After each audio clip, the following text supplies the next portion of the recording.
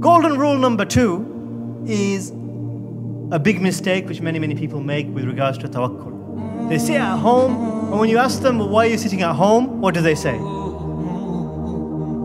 tell me. You've got something to do with tawakkul. That's a clue. Okay, they say we're relying on Allah. They do anything, they say, bro, I'm relying on Allah. You know, you go out, you love the dunya.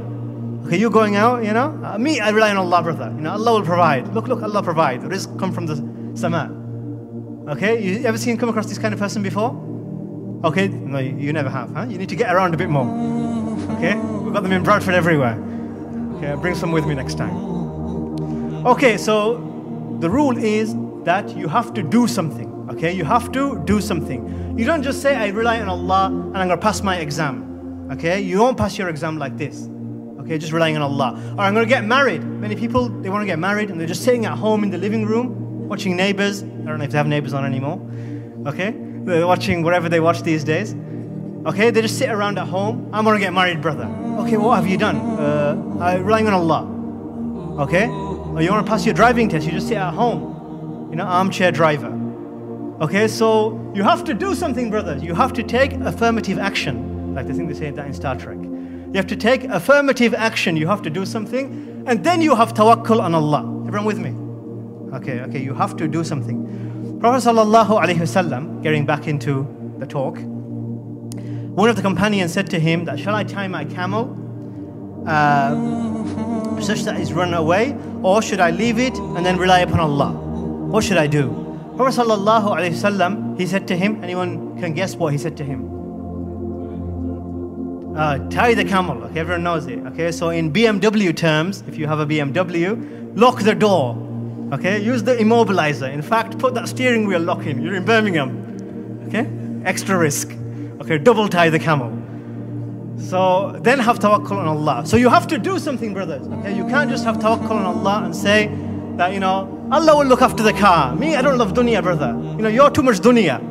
Okay, me, my BMW, Allah look after it. You have to do something. When the Muslims, it's in Bukhari, when they came from Yemen to do Hajj, they would come and they would beg. They would beg. People would say, why are you begging on the Hajj? And they would say, we have tawakkul on Allah. Allah will provide us. Then Allah subhanahu wa ta'ala, He revealed the ayah, وَتَزَوَّدُوا فَإِنَّ خَيْرَ الزَّادِ التَّقْوَى. Allah ta'ala said, take provision. Take provision. Take food, take drink, take clothes. فَإِنَّ خَيْرَ الزَّادِ التَّقْوَى. And the best thing you can bring with you is taqwa. But the important thing here is that you are supposed to take action. Okay, tawakkul is not void of action. Tawakkul is when you do something and then you rely upon Allah. Some of the ulama, they said, do your action, then look in the sky. Do your action, then look in the sky. So this is the Sharia of Allah. Allah Ta'ala has made all these things for us, all these actions.